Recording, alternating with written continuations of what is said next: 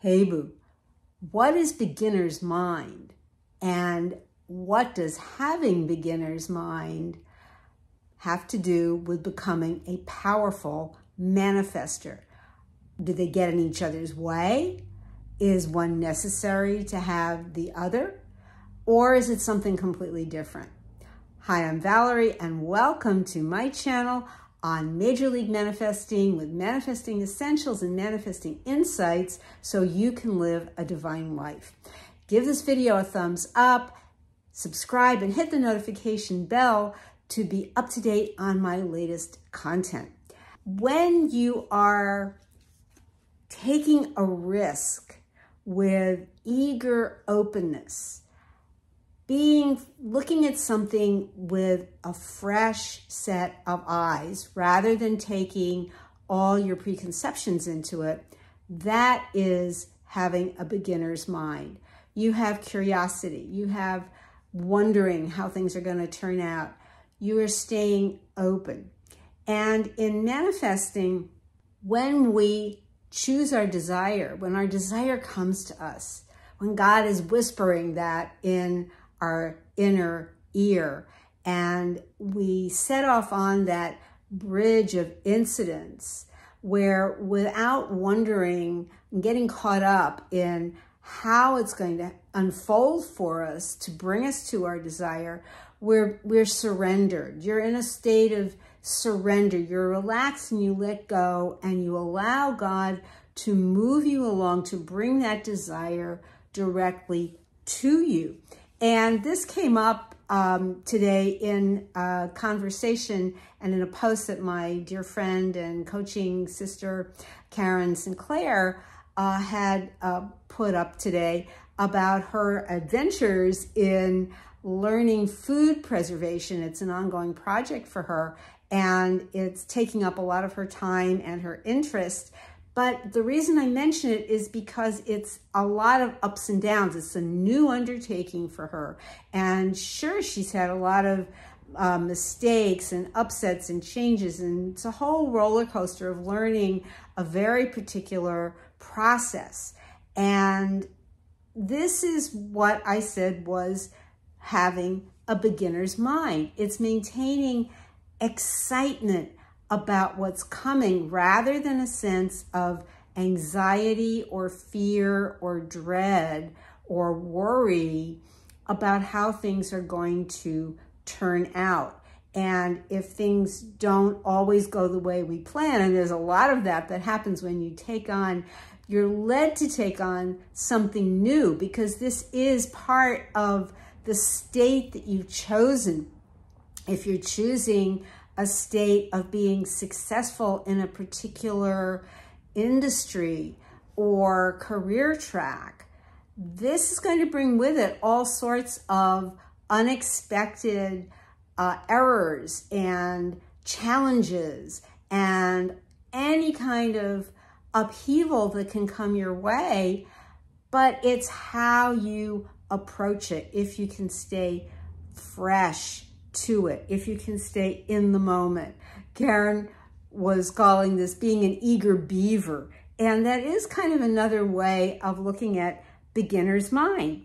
So it's not, you may think at first you have a handle on something and you've reached a certain level of knowledge and growth, and you're imagining, of course, this is a Neville Goddard teaching, isn't it wonderful?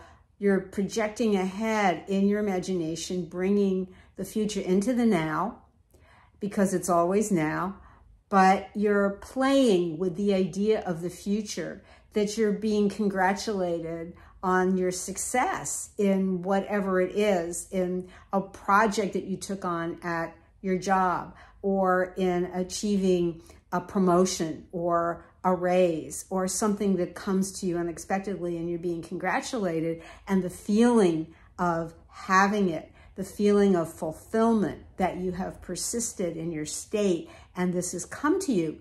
So it's not a sense of saying, oh, I know how this goes. Oh, I have all this knowledge and expertise that I'm bringing to it.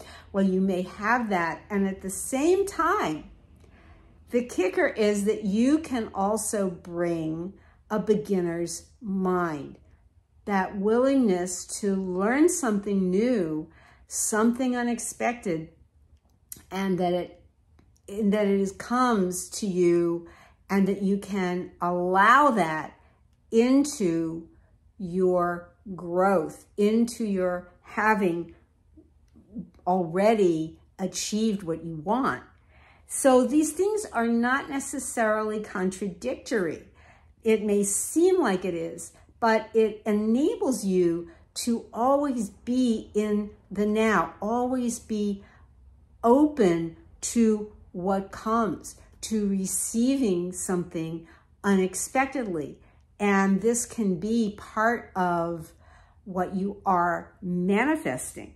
When you think you've got a handle on something and it doesn't quite go the way you plan, one of the first things you want to do is remember to buy the pearl. This is something Neville Goddard talked about in his talk, The Pearl of Great Price, which is one of his most powerful talks. And in that, he talks about returning again and again to your imagination, and that is the pearl, that you are willing to let go of anything else that had value to you in the external world to keep buying the pearl over and over every day. That is your divine imagination. That is what is so priceless to you.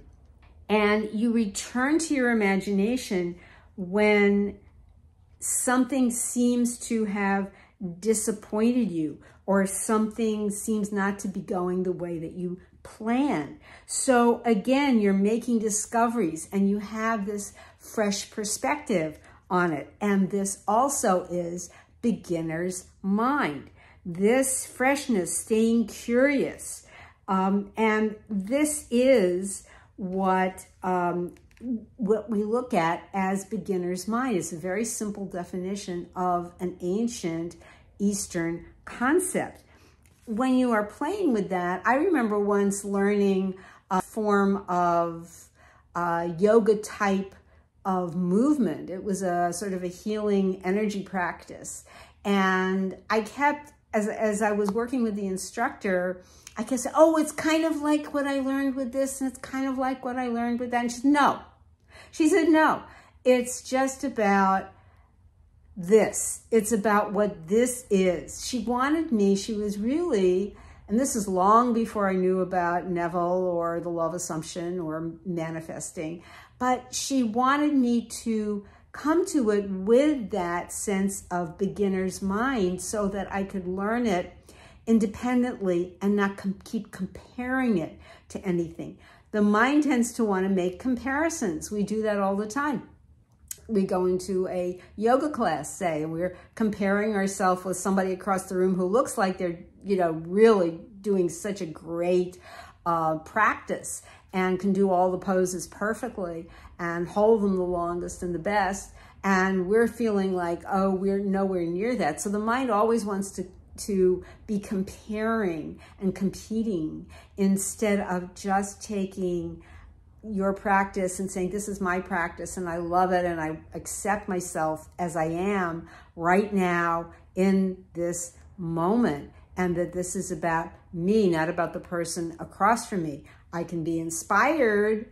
I can say, wow, this is what's possible for me, but I don't have to be self-judging or brought down by it. I can keep a fresh openness about maybe learning something in a new way.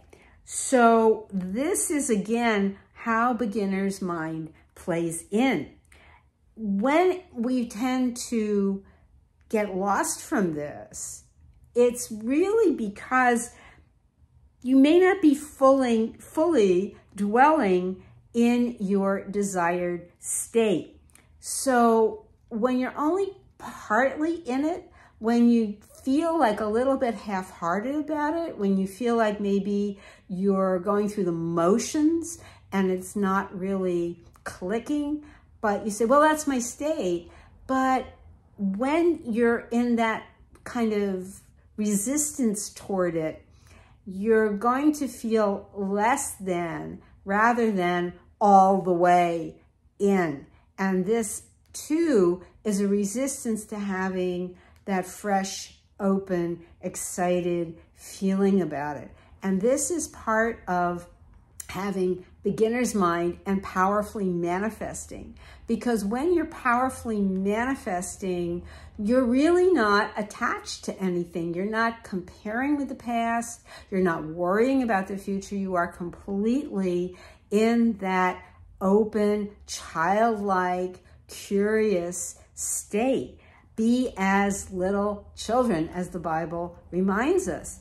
And this is very, very important because you want to be 100% in your state, not kind of, sort of, not maybe a little bit.